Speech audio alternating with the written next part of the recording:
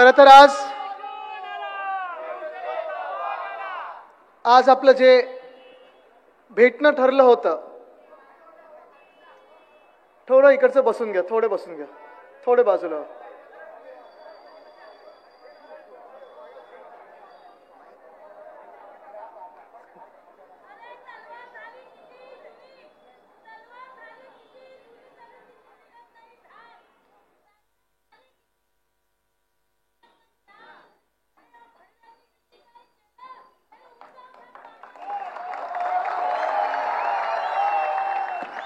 आज जे आपलं भेटणं ठरलं होतं, आपला हा मेळावा घ्यायचं, मी आणि चौधरी साहेब अनेक वेळा फोनवर बोलायचो की कुठे घ्यायचा, कसा घ्यायचा, आणि त्यांचा हट्ट होता की आपण एका मैदानात घेऊया.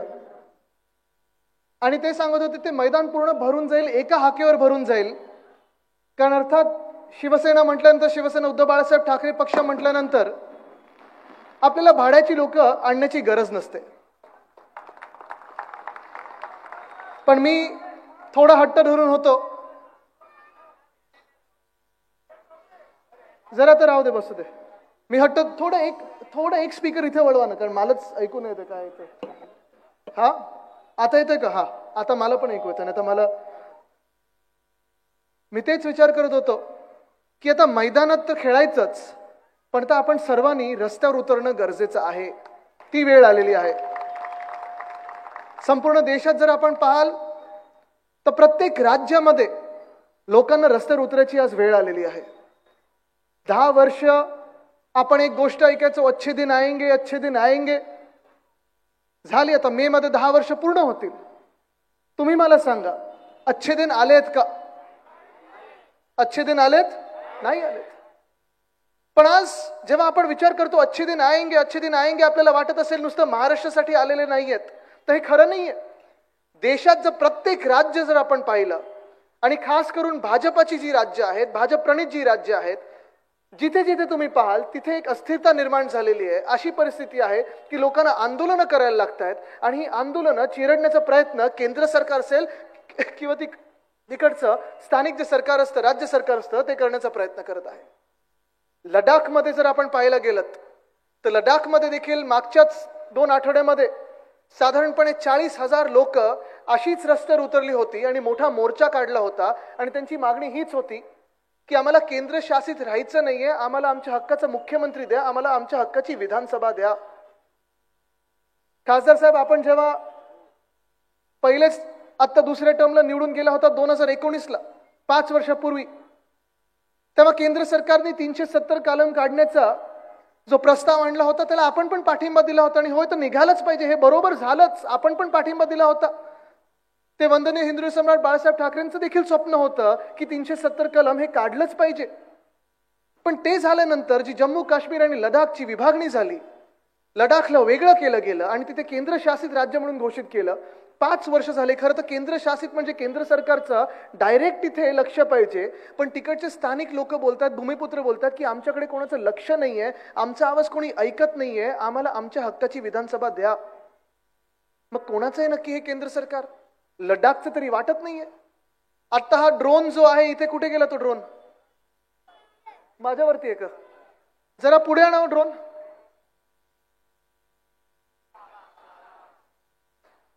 नाही, माझ्यावरती नाही, थोडं पुढे नाही. नाही, मला दाखवायचं नाही. आता तो ड्रोन थोडा लोकांवर न्या. समोर बसलेले आपले जे शिवसैनिक आहेत त्यांच्यावर न्या, थोडं जवळ न्या त्यांच्याकडे. कोण चालवते ड्रोन? कुठे? हा, थोडं जवळ न्या, अजून जवळ न्या, जवळ न्या, जवळ न्या. थोडं तुम्ही पुढे या, म्हणजे तुम्हाला दिसेल कुठे चाललंय. हा, आता थोडं अजून जवळ न्या आणि खालती न्या. बस बस. अरे बसेल कोणाच्या डोक्यावर, एवढं खालती नको. आता मला तुम्ही सांगा, तुम्हाला भीती वाटते का तिथे ड्रोनची? नाही वाटत आहे ना? का? हवा देते म्हणून? नाही, ड्रोनची भीती तुम्हाला एवढ्यासाठी वाटत नाही कारण तुम्हाला माहिती त्याच्यात कॅमेरा आहे, बरोबर ना? ठीक आहे, आणा तर परत तो ड्रोन. आता तुम्ही विचार करा की ह्याच ड्रोन मधून तुमच्यावर अश्रुधूर सोडला असता तर भीती वाटली असती ना आपल्या सर्वांना? हेच दिल्लीमध्ये होत आहे. मागच्या आठवड्यात आपण पाहिलं असेल हजारो शेतकरी, लाखो शेतकरी पंजाबमधले असतील, हरियाणामधले असतील, उत्तर प्रदेशमध्ये असतील, दिल्लीकडे मोर्चाकडून जात आहेत. आणि मोठा मोर्चा आहे तो एवढ्यासाठीच त्यांनी मोर्चा काढलेला आहे कारण मागच्या वर्षी साधारण 1-1.5 वर्षापूर्वी जे शेतकरी बांधव आपले तिकडचेच उत्तर भारतातले सगळेच दिल्लीच्या बॉर्डरपर्यंत पोहोचले होते आणि त्यांच्या ठराविक मागण्या होत्या. त्या मागण्या पूर्ण करू म्हणून 6 महिन्यानंतर सांगितलं केंद्र सरकारने आणि हे सगळे शेतकरी बांधव केंद्र सरकारवर विश्वास ठेवून पुन्हा आपल्या आपल्या घरी निघून गेले, आपल्या आपल्या शेतात काम करायला लागले. 1.5 वर्ष झालं, एक सुद्धा मागणी अजून पूर्ण झाली नाही. आणि आज जेव्हा शेतकरी पुन्हा एकदा दिल्लीकडे त्यांना आठवण करून द्यायला जात आहेत की आमच्या ज्या मागण्या होत्या त्याचं काय झालं, दुर्भाग्य असं आहे की ह्याच ड्रोन मधून त्या शेतकऱ्यांवर अश्रुधूर सोडला जातो. ह्याच ड्रोन मधून पाहतात की शेतकरी कुठपर्यंत आले आणि त्यांच्या रस्त्यात एवढे मोठे मोठे खिळे, हा जो खिळा इथे ठोकत होता ना तसाच खिळा, एवढे मोठे खिळे ते रस्त्यात ठोकतायत, खालती उलटे नाही तर वरती करून. का तर जे शेतकरी बांधव चालत येतील दिल्लीकडे त्यांच्या पायात हे खिळे जातील, त्यांचे ट्रॅक्टर पंक्चर होतील आणि ट्रॅक्टर पंक्चर झाल्यानंतर ते दिल्लीपर्यंत पोहोचू नाही शकणार. हे आज केंद्र सरकारचं कारनामे चाललंय. कदाचित आपल्याला इथे बसल्यानंतर शेतकरी काय राबत असतो, किती मेहनत घेत असतो हे आपल्याला माहिती नाही कारण आपण सगळे शहरातले लोक, आपली मेहनत वेगळी असते. आपली चिंता ही असते की आपण लोकल ट्रेन वेळेवर पकडू की नाही, ऑफिस पर्यंत पोहोचू की नाही. पण ज्या भाज्या आपल्या घरी येतात, जे आपण मार्केटमधून घेत असतो, जी फळं आपण मार्केटमधून घेत असतो, हे सगळे जे शेतीतले जे काही आपण शेतीतलं खातो हे सगळं आपल्या टेबलवर आपल्या घरी कसं येतं तर त्याच शेतांमधून येतं. ज्या शेतकऱ्यांवर आज हे दिल्ली सरकार, आज हे केंद्र सरकार लाठीचार्ज करत आहे. फक्त लाठीचार्ज नाही तर ड्रोन मधून अश्रुधूर सोडत आहे, लाठीचार्ज करत आहे, मोठे मोठे सिमेंटचे ब्लॉक टाकलेले आहेत, वायरी टाकलेल्या आहेत आणि असं सैन्यबळ तिथे लावलेलं आहे जणू काय हे चायना बॉर्डरवर उभे आहेत, असं सैन्याचं बळ तिथे दिल्लीच्या आसपास उभं केलेलं आहे. खासदार साहेब, कदाचित तुम्ही तिथून आता निघत असताना पाहत असाल कारण तुमचं अधिवेशन 9 तारखेला झालं आणि त्याच दरम्यान हे सगळे शेतकरी बांधव दिल्लीकडे मोर्चा घेऊन येत होते. रस्ते खोदून ठेवलेले आहेत, मोठ्या गाड्या लावून ठेवलेल्या आहेत. असं वाटतं की रणगाडीच के दिल्लीवर येणार आहेत, पाकिस्तान के दिल्लीवर चालून येते की चायना चालत येते. चायना तर घुसले लडाखमध्ये, पण तिथे काही न दाखवता ताकद सगळी केंद्र सरकारने जी काही ताकद दाखवायची, जी काही हिंमत दाखवायची आहे ती आपल्या देशातल्या अन्नदात्यावर दाखवायची आहे. किती दुर्भाग्य आहे. म्हणजे तुम्ही विचार करा, आता मध्यंतरीच्या काळात मागच्याच 2 आठवड्यामध्ये 5 की 6 भारतरत्न दिली. वेगळे वेगळे राज्य निवडून, वेगळे वेगळे समाज निवडून, वेगळे वेगळे जे काही मतांची समीकरण आहेत ते पकडून 5 की 6 भारतरत्न दिली. त्याच्यातून एक भारतरत्न हे MS स्वामीनाथन यांना दिलं. जे MS स्वामीनाथन ज्यांनी शेतकऱ्यांसाठी काम केलं, जो स्वामीनाथन आयोग ज्यांनी शेतकऱ्यांसाठी हमीभाव मिळालाच पाहिजे, मालाला भाव मिळालाच पाहिजे, जे MS स्वामीनाथन त्यांच्या आयोगामध्ये काय काय शेतकऱ्यांसाठी करायला पाहिजे हे लिहून दिलेलं होतं, त्यांना तुम्ही भारतरत्न देता. पण ज्यांच्यासाठी त्यांनी काम केलं त्यांच्यावर तुम्ही लाठीचार्ज करत आहात, अश्रुधूर सोडत आहात, खिळे ठोकतात त्यांच्या रस्त्यामध्ये. हे कसं राज्य आहे, कोणाचं राज्य आहे, नक्की राम राज्य तरी आहे का, आज विचार करण्याची ही वेळ आलेली आहे. हे रावण राज्य वाटायला लागलेलं आहे. आणि जसं उत्तर भारतात जर आपण पाहिलं, लडाखमध्ये आंदोलन, पंजाब आणि हरियाणामध्ये आंदोलन, दिल्लीकडे मोर्चा निघत आहे, तसंच दक्षिणातली जी राज्य आहेत, मग कर्नाटक असेल, तेलंगणा असेल, आंध्र प्रदेश असेल, केरळ असेल, तामिळनाडू असेल, ही सगळी दक्षिणातली राज्य जी आहेत ती देखील सांगत आहेत की आम्हाला आमच्या हक्काचा पैसा द्या, जीएसटीचा पैसा द्या, आम्ही तुम्हाला कर म्हणून जो पैसा देतो आमच्या विकासासाठी, आमच्या स्थानिक भूमिपुत्रांसाठी, आमच्या जनतेसाठी आम्हाला पैसा द्या. आम्ही पण त्याच भारतातले आहोत जिथे तुम्ही आमच्याकडून जीएसटी घेता पण आम्हाला तुम्ही 1 रुपया परत देत नाही पैसा म्हणून, जो काही विकासासाठी येत असतो. ते सगळे तिथे आंदोलनं बसलेले आहेत. जेव्हा हेच अधिवेशन सुरू होतं संसदेचं तेव्हा DK शिवकुमार जे कर्नाटकाचे उपमुख्यमंत्री आहेत त्यांनी देखील आंदोलन केलं. त्यांनी दिल्लीमध्ये जाऊन उपोषण केलं होतं, आंदोलन केलं होतं की कर्नाटकाचा जो जीएसटीचा पैसा आहे तो आम्हाला द्या, त्वरित द्या, कारण आम्हाला पण विकास करायचा आहे, आम्हाला पण विकास पाहिजे. पण आज परिस्थिती अशी आहे की मणिपूर जळत आहे, दक्षिण भारत आंदोलन करत आहे, लडाखमध्ये कोणीतरी त्यांचे न्याय हक्क मागत आहे, शेतकरी बांधव आज आपण पाहत आहे दिल्लीच्या बॉर्डरवर जाऊन आंदोलन करत आहे. पण महाराष्ट्रामधलं जे सरकार आहे त्यांनी कधीतरी, जे आता घटनाबाह्य सरकार आहे, चोरांचं सरकार आहे, खोके सरकार आहे, त्यांनी कधीतरी तुमच्या आमच्यासाठी काही मागितलेलं तुम्ही 2 वर्षात पाहिलंय का? कधीतरी आपण ऐकलंय की आम्हाला मुंबईसाठी स्पेशल पॅकेज द्या? ऐकलंय तुम्ही कधी? कधी तुम्ही ऐकले की महाराष्ट्रातला शेतकरी आत्महत्या करतोय त्याच्यासाठी स्पेशल पॅकेज द्या? या घटनाबाह्य मुख्यमंत्र्यांनी विचारलेलं ऐकलंय, मागितलेलं ऐकलंय? नाही ऐकलंय आपण. कारण राज्य सरकारची जी घटनाबाह्य सरकार आहे, जे खोके सरकार आहे, जे धोके सरकार आहे, त्यांची भूमिका एकच आहे. दिल्ली दिसलं की घालायचं लोटांगण, दिल्ली दिसलं की घालायचं लोटांगण.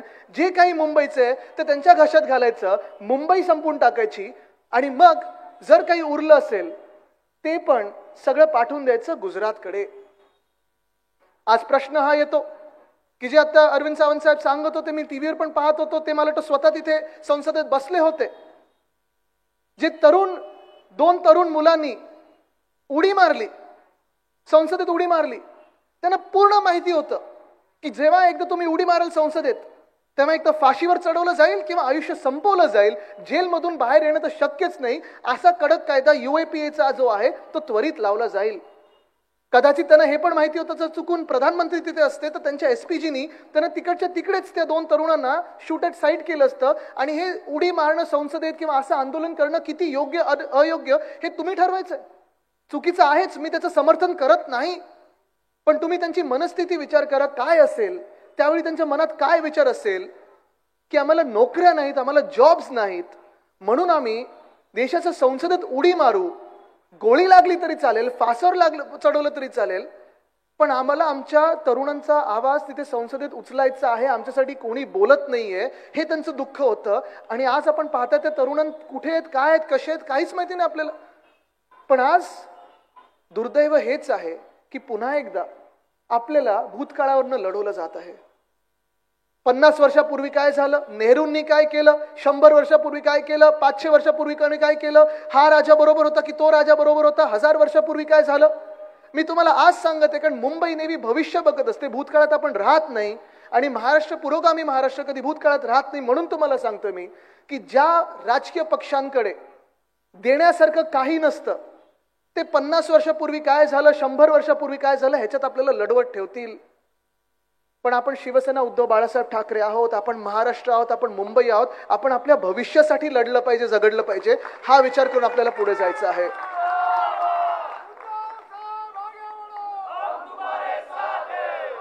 मागच्या महिन्यामध्ये आपण पाहिलं असेल की जो अर्थसंकल्प सादर झाला त्याच्यात ज्या आपल्या वित्त मंत्री आहेत केंद्रातल्या निर्मला सीतारामन ताई, त्यांनी सांगितलं होतं की आम्ही आता 4 जातींकडे लक्ष खास करून देणार आहे. कुठच्या होत्या त्या जाती? शेतकरी, तरुण, महिला आणि गरीब. विचार करा तुम्ही, 10 वर्षानंतर हे 4 वर्ग आपल्या देशात आहेत ते आठवलं म्हणजे अच्छे दिन तर कुठे आता पता नाही.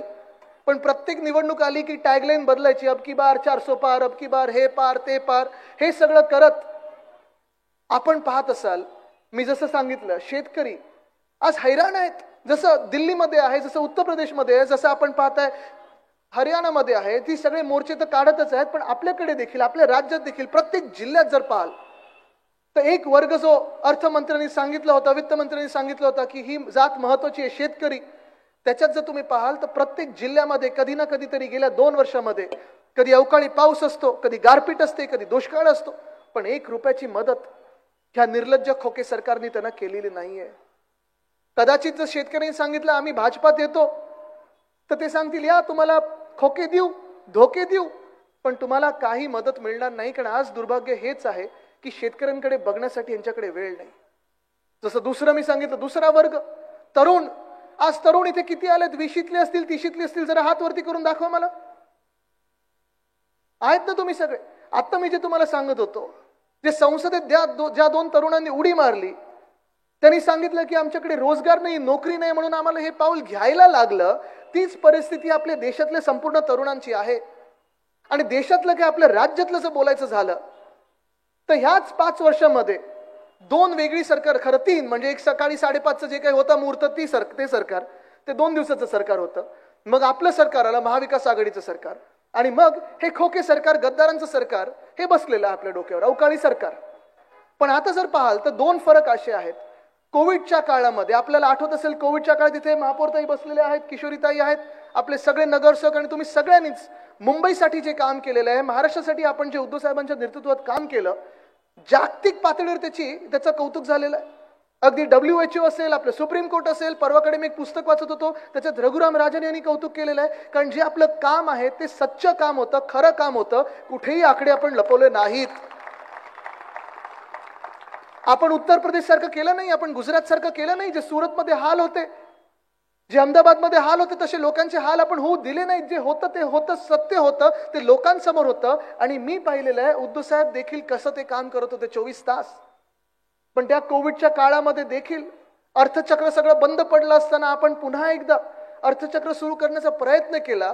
आणि मला आठवतं जून 2020 मध्ये मॅग्नेटिक महाराष्ट्र जेव्हा घेतलं तेव्हापासून 2022च्या जून पर्यंत आपण साधारणपणे 6.5 लाख कोटीची गुंतवणूक आपल्या राज्यात आणू शकलो. आणि नुसतं हा दावा नाही तर हे सत्य आहे, त्यांच्या व्हाईट पेपरमध्ये पण दिसलं होतं. ही खरी गोष्ट आहे. हे सगळं आपण करत होतो आपल्या महाराष्ट्रासाठी, आपल्या राज्यासाठी. अनेकदा उद्योगपती जे इन्व्हेस्ट करू पाहतात आपल्याकडे, अनेकदा उद्योगपती ज्यांना आपल्या राज्यात यायचं असतं, जे इकडचे राजकारणी लोक बसले असतात, ते सांगतात नाही नाही तुम्ही इकडे नाही, माझ्याच जिल्ह्यात या, इकडे नाही, माझ्याच गावात या. उद्धव साहेबांचं धोरण स्पष्ट होतं, महाराष्ट्रातला प्रत्येक जिल्हा हा आपला आहे आणि जिथेही ज्या उद्योगपतीला जायचं असेल तिथे जावं. कारण महाराष्ट्राची प्रगती झाली तर प्रत्येक जिल्ह्याची प्रगती होईल, प्रत्येक तालुक्याची प्रगती होईल. त्याच वेळी आपण पाहत होतो जे आपण 6.5 लाख कोटीची गुंतवणूक केली त्याच्यातून जो फायदा झाला आपल्याला महाराष्ट्राला तो फार मोठा होता. शेतकऱ्यांना देखील मदत करू शकलो आपण, शहरांना मदत करू शकलो. जी काही गुंतवणूक आली त्याच्यातून आपण इंडस्ट्रीज आता पुढच्या काही वर्षांमध्ये पाहणार आहोत. पण ह्याच बरोबर जर गेल्या 2.5 वर्षातले 2 वर्षातली जर कामं बघितली, सगळा जो घोळ झालेला आहे, सगळा जो चोथा झालेला आहे राजकारणाचा, घाण झालेली राजकारणातली, आज मला प्रश्न पडतो की गेल्या 2.5 वर्षामध्ये ह्या तरुणांनी, इकडच्या तरुणांनी, महाराष्ट्रातल्या तरुणींनी एक तरी बातमी अशी वाचली का की एक नवा उद्योग आपल्या राज्यात आलेला ऐकलाय का? ऐकलंय?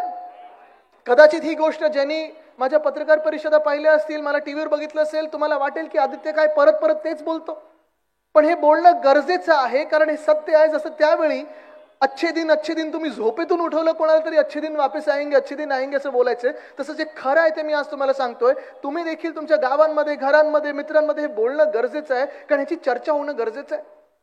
अनेक ठिकाणी बघतोय मी जो काही खर्च होतोय तो 25 फुटाच्या 100 फुटाच्या होर्डिंग होतोय, बॅनर होतोय की आता कर्जमुक्ती, आता अमुक हे तमुक हे. हा उद्योग आला पण एक सुद्धा उद्योग नवा महाराष्ट्रात आलेला नाहीये. वेदांता फॉक्सकॉन बद्दल किती बोलायचं, का बोलायचं, कसं बोलायचं, हा प्रश्न मला नाही, ते घटनाबाह्य मुख्यमंत्र्यांना विचारा. कारण जेव्हा वेदांत फॉक्सकॉन आपल्या राज्यातून गुजरातमध्ये पाठवला गेला तेव्हा आपल्याला टीव्हीवर येऊन काय सांगितलं होतं,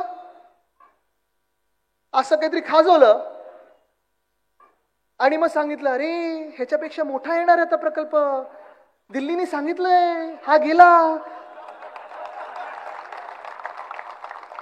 आता काय आपण असंच करायचं का? वाटतं काल परवाकडे रडारड केली त्यांनी. आता ठीक आहे, कितीही खोटं बोललात, कितीही रडलात तरी जनता तुम्हाला साफ करणारच आहे. जनता तुम्हाला राजकारणातून बाहेर करणार आहे कारण जनतेला गद्दार आवडत नाहीत, खोटारडे आवडत नाहीत, निर्लज्ज आणि नीच लोक आवडत नाहीत. 2 गोष्टी या महाराष्ट्रातून तुम्ही पुसू शकत नाही.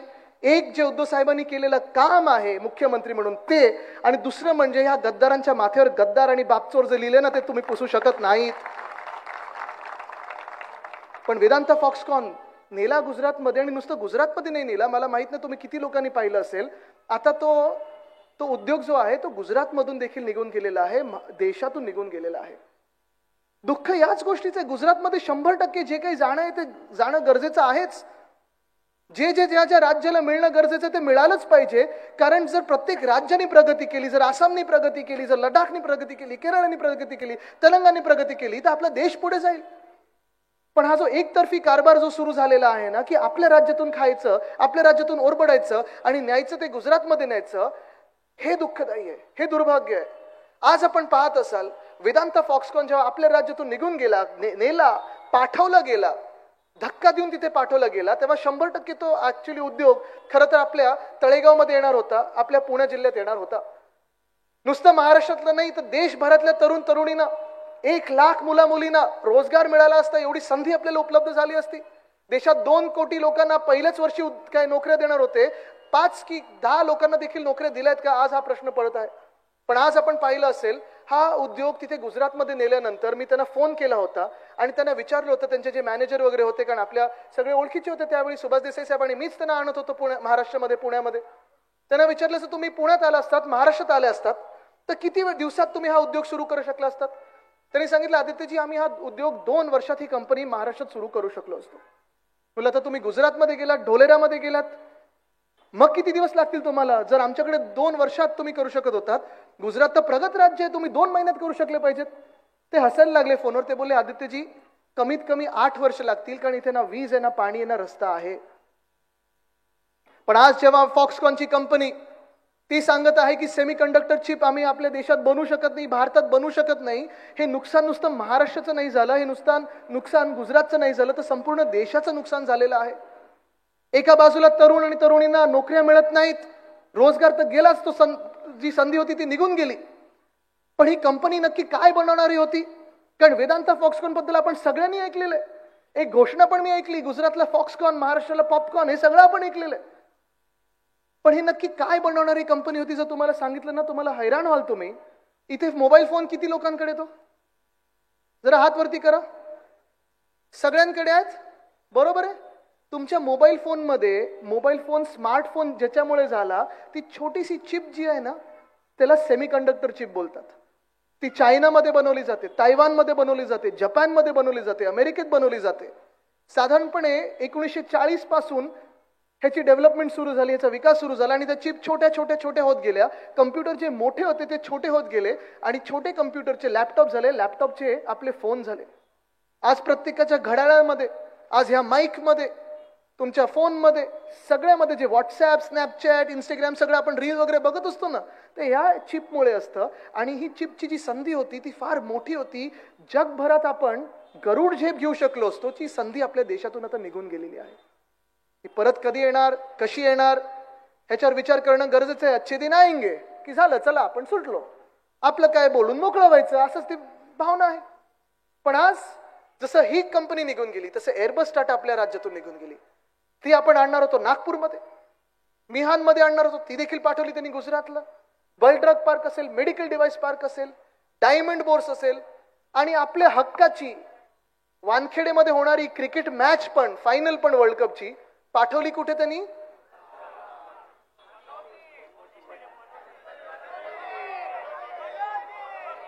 आता तुम्ही मला सांगा, आपण सगळे मुंबईकर आहोत ना? मुंबईत रक्तात क्रिकेट आहे ना? छोट्या मुलाला जरी विचारलं आपण, जर ती मॅच वर्ल्ड कप फायनलची वानखेडेत झाली असती, आपल्या मातीत आपण जिंकलो असतो ना? पण जणू काही दुसरं राज्यच नाही आपल्या देशामध्ये, असं सगळं काही नेते आहेत गुजरातला, आणि गुजरातमधून पण ते पुढे चालतच नाहीये.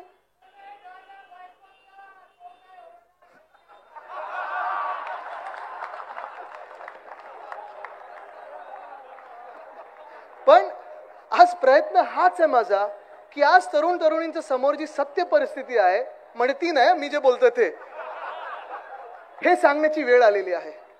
कारण आज महाराष्ट्रातून हा जो दुसरा वर्ग, जसं मी सांगितलं, पहिला वर्ग जो निर्मला सीतारामन ताई बोलल्या, शेतकरी, तो तर देशात हैराण आहेच, पण आज तरुण देखील शोधत आहे की मला जॉब कुठे मिळणार, नोकरी कुठे मिळणार. सगळ्या कंपन्या ज्या आहेत, ज्या स्थापित कंपन्या आहेत, त्या देखील नेत आहेत गुजरातला. काही कंपन्या बंद पाडत आहेत, पब्लिक सेक्टर युनिट जे आहेत ते विकत चाललेले आहेत.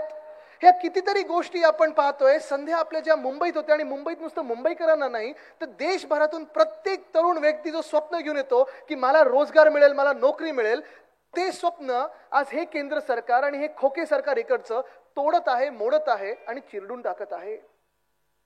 मला दुःख ह्या गोष्टीचं की एक तरी संधी आपल्या तरुण मुला मुलींना या 2 वर्षात मिळाली का पाहून बघा. प्रायव्हेट सेक्टरमध्ये फिक्स टर्म एम्प्लॉयमेंट आलेला आहे, कॉन्ट्रॅक्ट लेबरचा जमाना झालेला आहे, आणि हे सगळं होत असताना जे आपल्या सरकारी नोकर भरती असते तिथे घोळ जो आहे तो एवढा झालेला आहे. एक तर पहिला घोळ या सरकारमध्ये कोण भरती होणार ह्याच्यावर आहे. रोज नवीन कुठचं तरी होर्डिंग दिसतं, रोज नवीन चेहरा दिसतो. मग कोणाला सांगतात की चला आता ह्याला राज्यसभा देऊ, त्याला उपमुख्यमंत्री बनवू, बनवायचे तरी किती मंत्री तर मला माहित नाही. पण हे सगळं होत असताना आपल्या महाराष्ट्रातल्या तरुणांना काय मिळतंय हा तुम्ही विचार करा. मुंबईतून जास्ती लोक नसतील, मला वाटतं ठराविक आपले तरुण तरुणी त्या नोकर भरतीला आपण साधारणपणे पेपरसाठी तयारी करत असतो, UPSC साठी असेल, MPSC साठी असेल. पण आपल्या मराठवाड्यातून आहे, उत्तर महाराष्ट्रातून आहे, विदर्भातून आहेत अनेक मुलं मुली पुण्यामध्ये येतात, छत्रपती संभाजीनगरला जातात, धाराशिवला जातात, आणि 4-4, 5-5 वर्ष तयारी करत असतात. ती ह्याच्यासाठीच की कधी ना कधीतरी ह्या पेपरमध्ये ते पास होतील आणि सरकारी नोकरी मिळेल. परवाकडेच आपण पाहिलं असाल, 200 मार्काचा पेपर तलाठी भरतीचा, किती मार्क मिळालेत? 214. मी त्यांना विचारलं फोन करून, मी बोललो काय ईव्हीएम मध्ये तुम्ही एक्झाम देत होतात की काय? म्हणजे घोटाळा घोळ सगळं राजकारण एवढं घाणेरडं करून ठेवलेलं आहे की तरुणांनी जायचं तरी कुठे जायचं हाच प्रश्न पडलेला आहे. मी खूप वेळा हे चॅलेंज दिले गेल्या 2-3 महिन्यामध्ये, कारण मी पाहतोय तलाठी भरती असेल, पोलीस भरती असेल, सगळीकडे जिथे जिथे भरती करण्याचा प्रयत्न होतोय, कधीतरी पेपर फुटतो, कधीतरी तुम्ही परीक्षेला बसता, परीक्षा देऊन बाहेर येतात तेव्हा कळतं की पेपर फुटलेला आहे, पुन्हा एकदा परीक्षेला सामोरे जायचं आहे. पण 4, 5, 6 वर्ष जे मुली मेहनत करतात, परीक्षा देतात, त्यांचं जे स्वप्न चिरडलं जातं ना, ते चिरडणारी लोक हे आज या घटना बाहेर सरकारमध्ये बसलेले आहेत, गद्दार म्हणून बसलेले आहेत.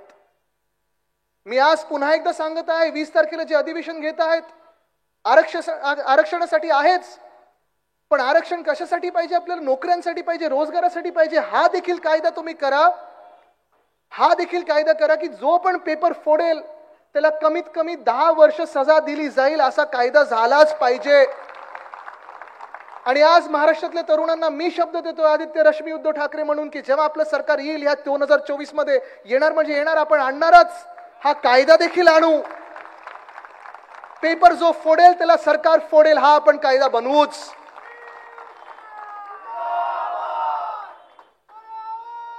पण आज हे 2 वर्ग एवढे त्रस्त आहेत, दिशाहीन झालेले आहेत. जायचं तरी कुठे? कोण संसदेत उडी मारून बेरोजगारीच्या विरुद्ध आंदोलन करत आहे, कोण दिल्लीकडे मोर्चा घेऊन जात आहे, कोण स्वतःला फास लावून घेत आहे. शेतकरी असेल, युवा असेल, 10 वर्ष ह्या 2 जाती, हे 2 वर्ग आठवले नाहीत. आज ह्या केंद्र सरकारला आठवायला लागलेले आहेत, कारण त्यांना माहिती आहे 400 पार होणं हे अशक्य आहे. 250 तरी गाठतील का? एवढी जर अस्थिरता आपल्या देशात असेल तर हाच त्यांच्या समोर प्रश्न पडलेला आहे.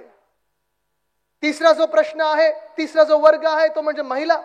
आज खास करून इथे मोठ्या संख्येत महिला उपस्थित आहेत. पण हे सरकार जे आहे, खरं म्हणजे मागच्या जुलैपर्यंत महिलाच नव्हती मंत्रिमंडळात, आणि सांगत होते नाही हे सर्वसामान्यांचं सरकार आहे, महिलांचं सरकार आहे, असं आहे तसं आहे. पण 2-3 तुम्हाला उदाहरणं देतो, 3च उदाहरणं देतो, आणि तुम्ही मला सांगा हे सरकार तुमचं तुम्हाला वाटतंय का? या मंत्रिमंडळामध्ये एक गद्दार मंत्री असा आहे ज्यांनी एका महिला खासदाराला घाणेरड्या शिव्या दिलेल्या आहेत, तेही टीव्ही चॅनलवर दिलेल्या आहेत. 17 की 18 वेळा मोजलेत मी. घाणेरड्या शिव्या दिलेल्या आहेत. ते चॅनलवाल्यांना कसं तरी झालं दाखवायचं, पण ते दाखवलं त्यांनी, आणि त्या मंत्र्याला अजूनही मंत्रीपद दिलेलं आहे, आणि शिवी दिल्यानंतर त्याला प्रमोशन मिळालं. ह्या गद्दार मुख्यमंत्र्यांनी गेट आउट केलं नाही, असं सरकार हे तुम्हाला तुमचं वाटतंय का? याच मंत्रिमंडळामध्ये अजून एक मंत्री असा आहे ज्याच्यावर घाणेरडे आरोप झालेले आहेत. ज्या मिनिटाला आरोप झाले तेव्हा उद्धव साहेबांनी त्यांना गेट आउट सांगितलं. माझ्या मंत्रिमंडळात अशी घाणेरडी लोक नको आहेत, काढून टाकलं होतं. पण जेव्हा हे खोके सरकार बसलं, पुन्हा एकदा त्यांना कॅबिनेटचा दर्जा दिला आणि मंत्री बनवलं. हे असलं सरकार हे तुम्हाला तुमचं वाटतंय का? वाटतंय तुमचं सरकार? अहो हेच काय, ह्या खोके सरकारचे जे मेन स्पॉन्सर आहेत भाजपा, तो पक्ष असा आहे की गुजरातमध्ये त्यांनी आता मागच्या वर्षीची गोष्ट आहे, 5 की 6 लोकांना जेलमधून बाहेर काढलं. दिंड नाही काढली त्यांची, त्यांना हार घातला, त्यांना सत्कार केला, त्यांची ओवाळणी केली, आणि प्रचारात फिरवलं. त्यांना प्रचारात फिरवलं, भाजपाचे लोक म्हणून फिरवलं. माहिती ते कोण होती लोक? बिल्किस बानो ह्याच्यावर रेप करणारे, अत्याचार करणारे ही 5 की 6 लोक होती. हे तुमचं हिंदुत्व आहे? हे हिंदुत्व असं नसतं. जे माझ्या आजोबांनी मला हिंदुत्व शिकवलेलं आहे की जो कोणी रेप करेल, जो कोणी अत्याचार करेल, ते महिलेची जात कुठची असो, धर्मही कुठचा असो, त्या रेपिस्टला फासावरच चढवलं पाहिजे. हे आपलं हिंदुत्व आहे.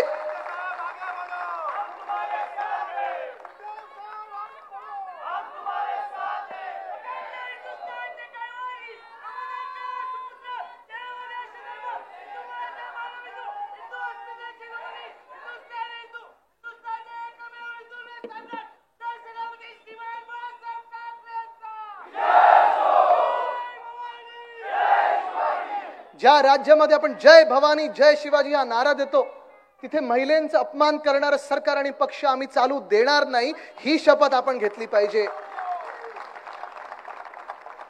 भगवान श्रीराम मर्यादा पुरुषोत्तम होते, आणि त्यांच्या नावात राम राज्य चालवायचं असेल तर हे पक्ष आपण टिकू द्यायचे नाहीत. कारण अशी धोरणं ही नुसतं महिलांसाठी नाही, ते देशासाठी हानिकारक आहेत.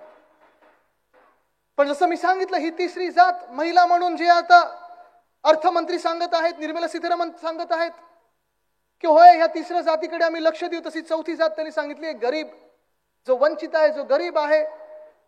जेव्हा आपण 2014 मध्ये ह्याच केंद्र सरकार किंवा ह्याच भाजपासाठी प्रचार करत होतो, तेव्हा आपण कुठचे होर्डिंग्स लावत होतो, कुठचे होर्डिंग्स आपल्याला लावायला सांगितले होते. कितीतरी गोष्टींवर आपण वाचायचो, बहुत हुई महंगाई की मार. नाही, तेव्हा आपण असं नव्हतं बोललो, आता बोलायची वेळ आलेली आहे. पण तुम्ही मला सांगा, महागाई कमी झाली आहे का? गॅसच्या किमती खालती गेल्यात की वरती गेल्यात? पेट्रोलची किंमत काय झाली आहे? त्यावेळी काय होती? त्यावेळी थोडे 1 रुपयाने वाढवलं की आपण मोर्चा काढायचो भाजपसोबत, मुंबई बंद, देश बंद. आता काय झाली गॅसची किंमत? डिझेलची किंमत काय झाली आहे? आज तुम्ही मला सांगा मग की हे सरकार तुम्हाला शेतकऱ्यांचं वाटतंय? हेच केंद्र सरकार तुम्हाला तरुणांचं वाटतंय? हेच केंद्र सरकार तुम्हाला महिलांचं वाटतंय? हेच केंद्र सरकार तुम्हाला गरिबांचं वाटतंय? ते सोडा, हेच केंद्र सरकार तुम्हाला भाजपाचं तरी वाटायला लागलंय का आता? जी भाजपा आपण ओळखायचो, जी भाजपा आपल्याला माहिती होती, आज तुम्ही मला सांगा, ह्या महाराष्ट्र भाजपाचे पहिले 5 नेते कोण आहेत? जरा मला नाव घेऊन सांगू शकाल का तुम्ही?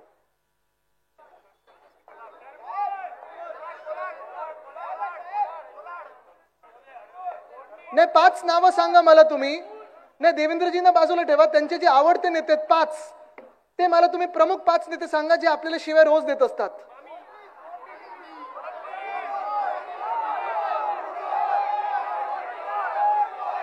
बरोबर आहे? हे 5 नेते जे आहेत मला तुम्ही सांगा. आता थांबा. आता तुम्ही मला सांगा, ऐका. आता गेले 25 वर्षात जेव्हा आपली त्यांच्यासोबत युती होती, तेव्हा जे सुसंस्कृत नेते होते, जे अभ्यासू नेते होते, ज्यांच्यासोबत आपण काम केलेलं आहे, खांद्याला खांदा लावून काम केलंय, घरोघरी जाऊन आपण प्रचार केलेला आहे. मी तेव्हा लहान होतो, पण अनेक नेते असे, विनोद तावडेजी असतील, प्रकाश मेहताजी असतील, विद्याताई ठाकूरजी असतील, सगळे असतील, ह्यांच्यासोबत जे काम केलंय, मुंडे काकांबरोबर काम केलंय, महाजन काकांबरोबर काम केलंय, त्यावेळीची सगळी जी भाजपा आहे, जे अजूनही आहेत, त्यांना सगळ्यांना बसवले कुठे हो यांनी? आणि जे प्रमुख 5 नेते आता चेहरे आपल्याला रोज शिवी देत असतात, जे टॉनिक मिळतं आपल्याला, काय त्यांनी एखाद दिवस शिवी नाही दिली की वाटतं आपण काहीतरी चुकतोय, पण रोज शिवी देत असतात. तुम्ही मला सांगा, त्यांनी भाजपमध्ये कधी प्रवेश घेतलाय? गेल्या 2 ते 3 वर्षात, जेव्हा त्यांना ईडी त्यांच्या घरी गेली. ईडी घरी गेली की हिंदुत्व एकदम जागृत करून मिळतं त्यांना. हे कुठचं भाजपा आहे? काय म्हणून भाजपा आहे? आता काल परवाकडे तुम्ही एक अजून प्रवक्त्याच्या मुलाचं ऐकलं असेल, ती पोस्ट पाहिली असेल तुम्ही, बरोबर आहे? आता तुम्ही मला सांगा, महाराष्ट्र भाजपानी नक्की मिळवलं तरी काय ह्या महाराष्ट्रामध्ये? 2022 मध्ये आपला पक्ष शिवसेना फोडला, तोडला, चोरला, चोरांच्या हातात दिला, निर्लज्ज नीच लोकांच्या हातात दिला, बरोबर आहे? सरकार आपलं पाडलं, महाराष्ट्र पुढे चालला होता, त्यांच्या पोटात दुखायला लागलं भाजपाच्या, आणि म्हणून महाराष्ट्र तोडता येईना म्हणून शिवसेना तोडा, म्हणजे महाराष्ट्र मागे राहील, हे धोरण त्यांनी घेतलं. आणि एक असे मुख्यमंत्री बसवले ज्यांना काहीच कळत नाही आजूबाजूचं काय चाललंय. ठीक आहे, ते एक वेगळी गोष्ट आहे. बिल्डर कॉन्ट्रॅक्टर लोकांचा मुख्यमंत्री बसवलेले आहेत, पण ते एका बाजूला झालं. 2023 मध्ये राष्ट्रवादी काँग्रेस फोडली, पवार परिवार फोडला, आणि त्याच्यात देखील आपण पाहिलं असेल त्यांना सोबत घेतलं. ह्या वर्षी 2024 मध्ये काँग्रेस फोडायचा प्रयत्न करत आहेत, काही नेते त्यांचे फोडत आहेत. आणि हे सगळं झाल्यानंतर तुम्ही पाहिलं असेल 2022 मध्ये जे मंत्रिमंडळ बसलं, त्याच्यात साधारणपणे 10 गद्दार मंत्री आहेत, 9 हे राष्ट्रवादीतून जे फुटून गेलेत त्यांनी जी गद्दारी केली त्याच्यातले मंत्री आहेत. पण 10 जे भाजपामधले मंत्री झाले, त्याच्यात 6च ओरिजिनल भाजपातले, तो 4 बाहेरचे आहेत. काय मिळालं का भाजपाच्या लोकांना? बरोबर आहे मला. आणि ते कोणाचे हो? गद्दारांचे उचलत आहेत ते. म्हणजे मला वाईट त्या भाजपाच्या कार्यकर्त्यांबद्दल वाटतं हो. तुम्ही बघा काय परिस्थिती असेल.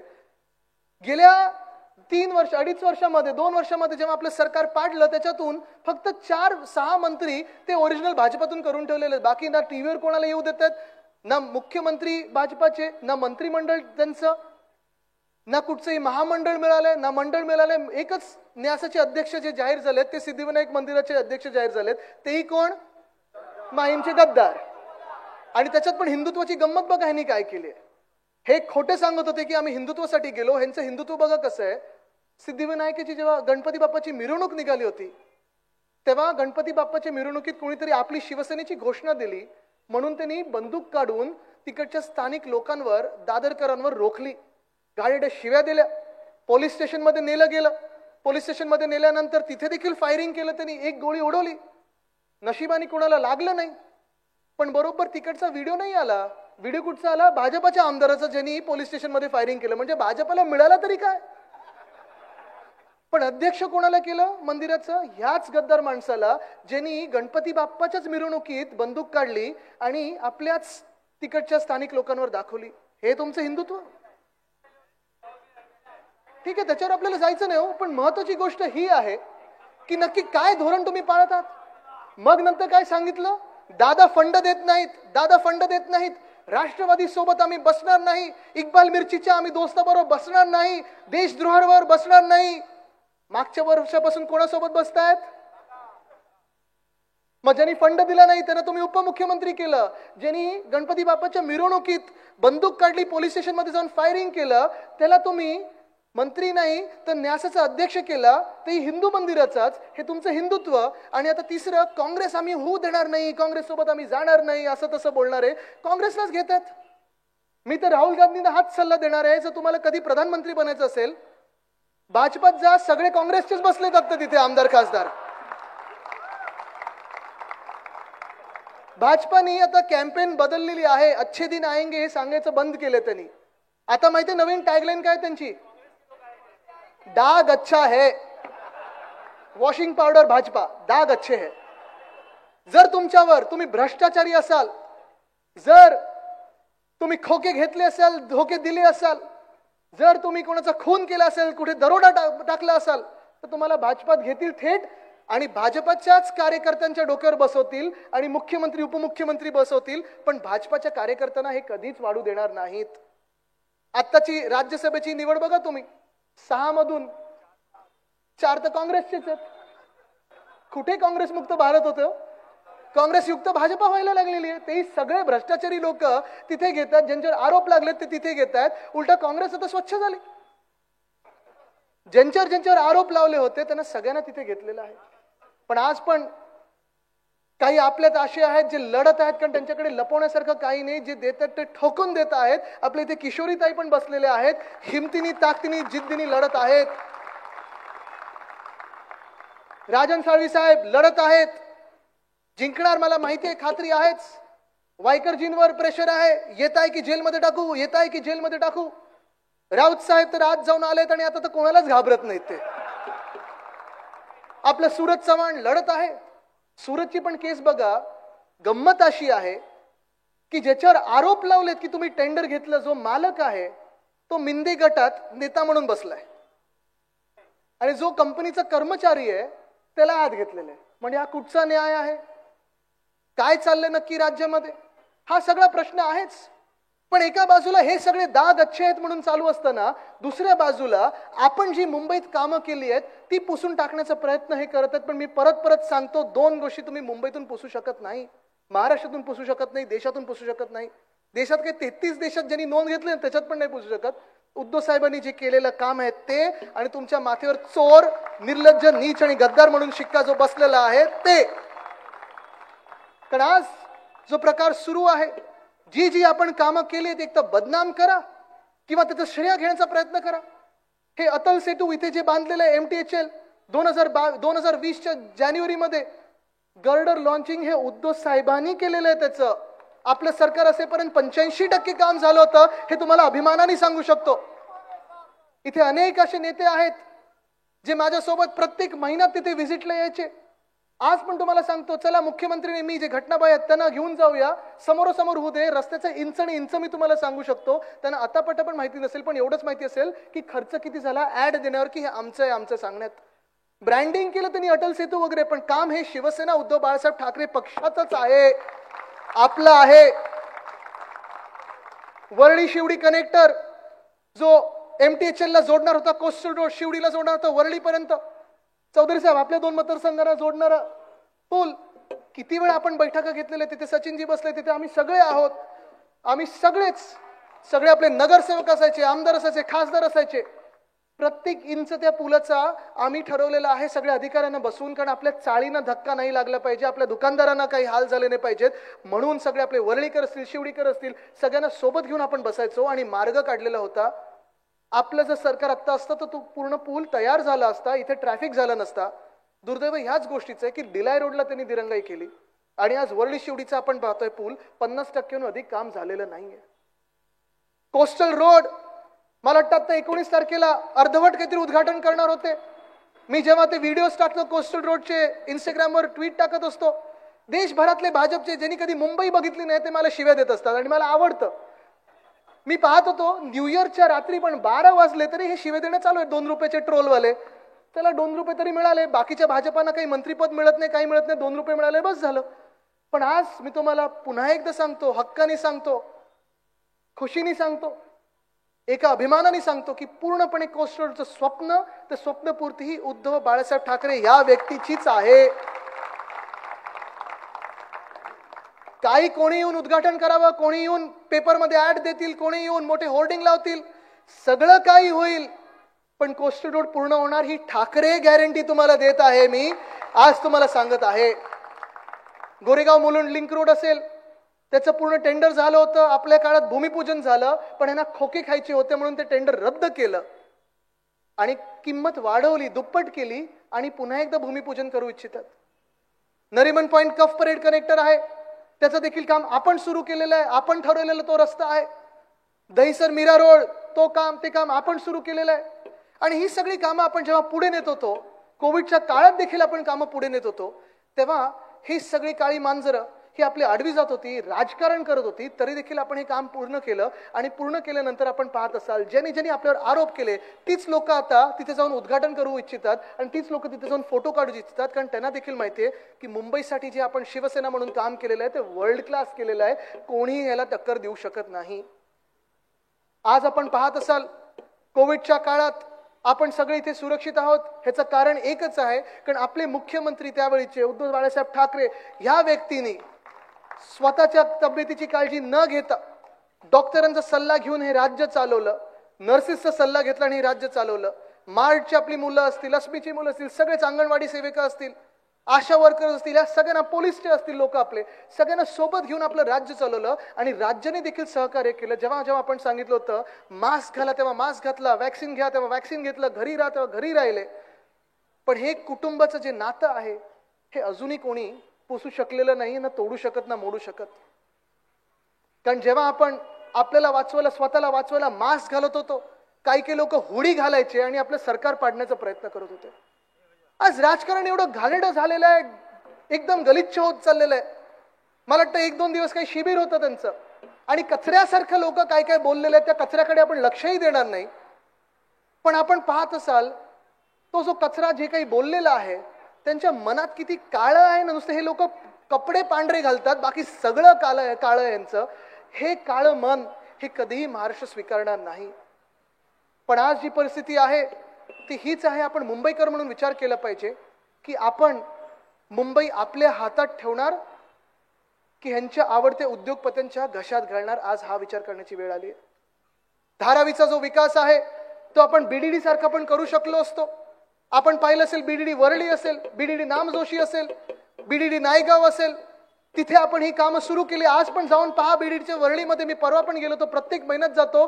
40व्या मजल्यापर्यंत इमारत पोहोचले. होय, आपला मराठी माणूस हाय राईज मध्ये गेलाच पाहिजे आणि तिकडच्या लोकांना आपण फ्री ऑफ कॉस्ट चांगली घरं देत आहोत. 10,500 मला वाटतं नुसतं वरळीत आहेत, 2,500 नायगाव मध्ये आहेत, 2,500 तसेच परिवार आपल्या इथे नामजोशीमध्ये आहेत. आणि अजून एक तुम्हाला सांगतो, बीपीटी मध्ये देखील जी बीडीडी आहे, सचिनजी आपण प्रयत्न करत होतात, इथे अरविंद सावंत साहेब आहेत ते देखील, अजय चौधरी साहेब ते देखील, दादा असतील, आम्ही सगळे जे प्रयत्न करत होतो, पुन्हा एकदा जेव्हा आपलं 2024 मध्ये सरकार येणार ते आपण करणार म्हणजे करणारच. 500 स्क्वेअर फुटापर्यंतची जी घरं होती त्याला आपण प्रॉपर्टी टॅक्स माफ केला. रद्द करून टाकला. कारण कर आपण देतो, मुंबईकर म्हणल्यानंतर कर येतोच, पण आपल्या कोस्टल रोडवर सुद्धा आपण एक सुद्धा टोल नाही लावला, ना छुपा कर लावला. तसंच आपण हा कर मुंबईकरांच्या घरातून, मनातून, हृदयातून माफ करून टाकलेला, मुक्त करून टाकलेला. पण आज मुंबई लुटायचा जो प्रयत्न सुरू आहे, मुंबईला मोडण्याचा जो प्रयत्न सुरू आहे, मुंबईचं महत्व कमी करण्याचा जो प्रयत्न सुरू आहे, आजपासून ही ताकद जी आहे ती आपली अशीच राहिली पाहिजे. कारण आपल्यामध्ये काही विष पेरणारे लोक हे भाजपाचे असतील, मिंदे गटाचे असतील, ते येतील आणि आपल्याला विखुरण्याचा प्रयत्न करतील, विभागण्याचा प्रयत्न करतील, जाती जातीमध्ये भांडण लावण्याचा प्रयत्न करतील, धर्माधर्मामध्ये भांडण लावण्याचा प्रयत्न करतील.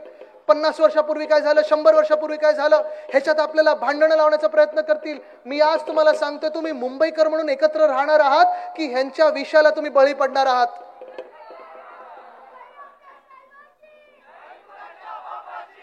आज हा प्रश्न मी तुम्हाला विचारायला आलेलो आहे की ज्या भूलथापा मारल्या जातील, जी काही खोटे प्रचार अपप्रचार केले जातील, तुमच्या घरी देखील कदाचित हे सगळे त्यांचे जे मित्रपक्ष आहेत, ईडी, आयटी, सीबीआय, हे देखील पाठवण्याचा प्रयत्न करतील. आपण घाबरणार आहोत की मुंबईकर म्हणून बिनधास्त ह्यांना टक्कर देणार आहोत? आज ज्यांनी ह्या मुंबईमधून एअर इंडिया नेलं, वर्ल्ड कपची फायनल देखील नेली, डायमंड बोर्स नेला, सगळे जातपात, धर्म, भाषा सगळे आपण विसरून आपल्या रक्तात मुंबई आहे, मुंबई या महाराष्ट्राची राजधानी आहे, आपण महाराष्ट्र म्हणून एकत्र येऊन यांना टक्कर देणार आहात की आपण आपले वेगळे वेगळे जे लेबल आहेत त्याच्यात विखुरले जाणार आहोत? तुम्ही मला सांगा, मुंबई म्हणून आपण एकत्र येणार आहोत की नाही? कारण ही ताकद जी आहे ना मुंबईची, ती नुसतं महाराष्ट्र नाही, नुसतं देश नाही, जग हलवू शकते. आणि जर ताकद तुम्हाला बघायची असेल, एक त्या शिवडीची जर ताकद बघायची असेल, तर सगळ्यांनी हात वरती करा आणि मनगट मला दाखवा. आणि ही जर ताकद भगवा आणि ही ताकद मनगट जी आहेत बघितली, तर तुमच्या हातात मला तलवारी दिसत आहेत. निवडणुकीला वेळ आहे, पण मी तुम्हाला आजच सांगतोय, तलवारी कुठच्या आहेत माहिती तुम्हाला? तुमची बोटं आहेत, ईव्हीएम दाबणारी बोटं आहेत. जेव्हा तुम्ही बोट दाबाल तेव्हा ह्या महाराष्ट्रात जे अंधकार आणणार आहेत ना, त्याच्या विरोधात मतदान केलं पाहिजे. आणि ह्या महाराष्ट्रात प्रकाश आणेल ती म्हणजे मशाल, मशाल, मशालच आणेल. शिवसेना उद्धव बाळासाहेब ठाकरे पक्ष आणेल. महाराष्ट्र हिताचेच लोक आपण निवडून देऊ, हाच निर्धार करून आपण पुढे निघू. धन्यवाद. जय हिंद, जय महाराष्ट्र, वंदे मातरम. यानंतर